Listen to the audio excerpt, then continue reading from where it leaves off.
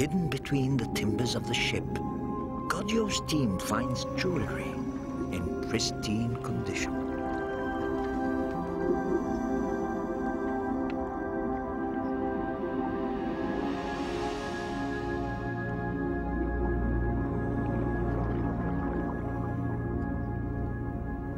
Every day we have some surprise with this wreck. First we found it, and the size of this boat is quite impressive. And we have some very nice luxury item, very good quality. This is the bottom of a cup, a very fine and beautiful cup. We have also found this hairpin, ivory hairpin. And we found very cute gold ring here. Very nice. And we have this exquisite and important gold ring here, which is a gold ring with semi-precious stone with an engraving of a crested bird called Intaglia, and it was used as a seal, for example. After weeks of cleaning the wreck site, divers find a large hole, the wound that sank the ship 2,000 years ago. But there is no way to know if it struck a reef or was a casualty of war. It may take years to solve the mystery of the wreck in Cleopatra's harbor. It is one of the best preserved ancient ships ever found. A ship that Cleopatra may have watched sail by from her royal palace. The palace Frank Godio is determined to find. 2,000 years ago, Alexandria was the wealthiest city in the world, greater than Athens or Rome.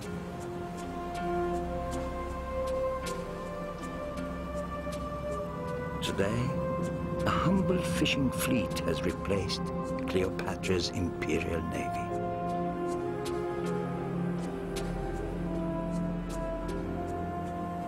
Somewhere in these waters lie the palaces where she seduced the most powerful men on earth, the mighty Julius Caesar of Rome,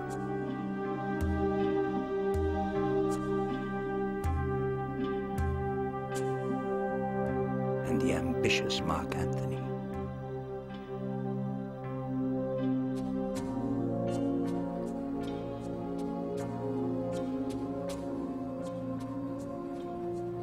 But time has been cruel to Alexandria.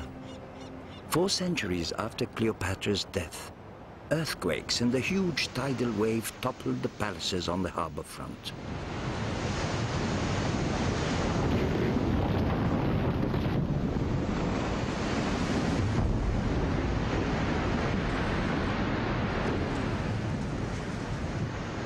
Scattering them into the bay, creating a massive underwater jigsaw puzzle. If anything remains of Cleopatra's palace, it would be found somewhere in the vast, featureless bay.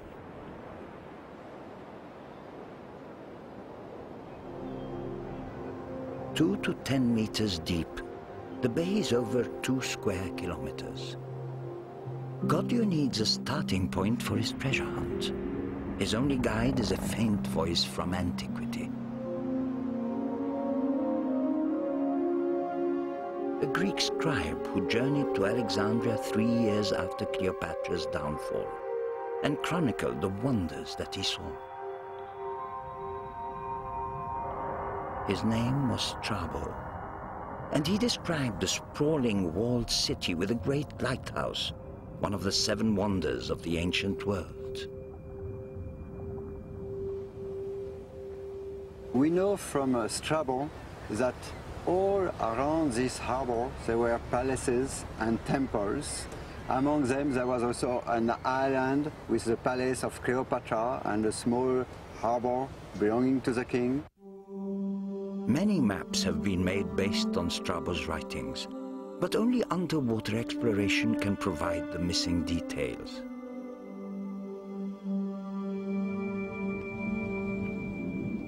visibility is a problem. Divers can rarely see more than 2 meters through the murky waters, and the slightest storm churns up centuries of silt.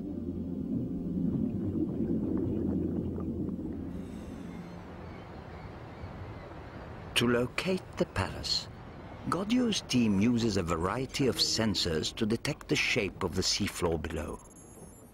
The harbor is scanned for changes to the Earth's magnetic field, indications that structures may lie buried there. The images are combined with sonar and depth soundings to produce a rough sketch of the submerged jetties and ancient ports.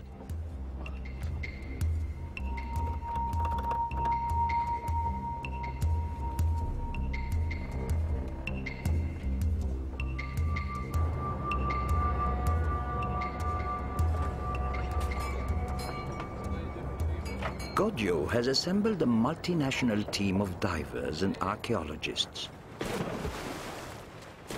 Godio's team has 8 weeks to find the palace before the torrid Egyptian summer turns the water into an impenetrable soup. At first, the divers have a hard time getting their bearings. Centuries of calcium deposits cover rocks and relics alike, and nearly a meter of solid crust.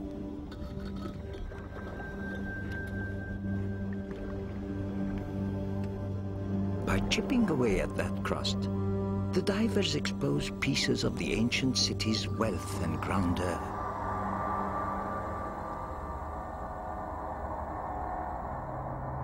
A statue of the Greek god Hermes.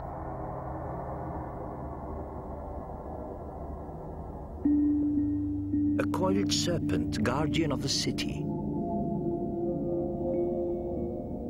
A sacred bird of Egypt. The head of a Roman empress.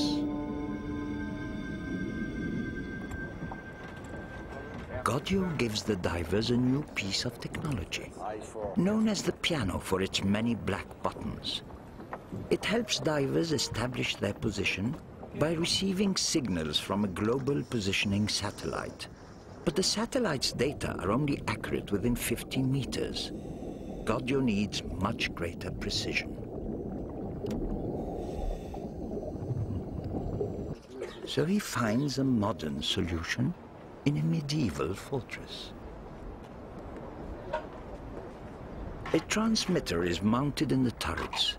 Its signals will be used to improve the calibration of the piano underwater.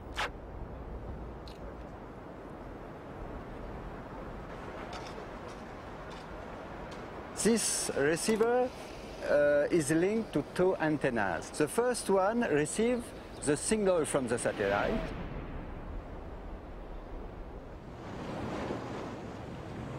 And the second one receives the signal from our base, which is on the tower. The computer will link the 2 signals. Godio's system is 30 times more accurate than before. This is the first time the GPS system has been used in underwater archaeology, and it allows Godio and his team to establish the longitude and latitude of each location, accurate to within 1.5 meters. The results of the GPS survey are astounding. Frank Godio is able to draw an accurate map of a vanished metropolis.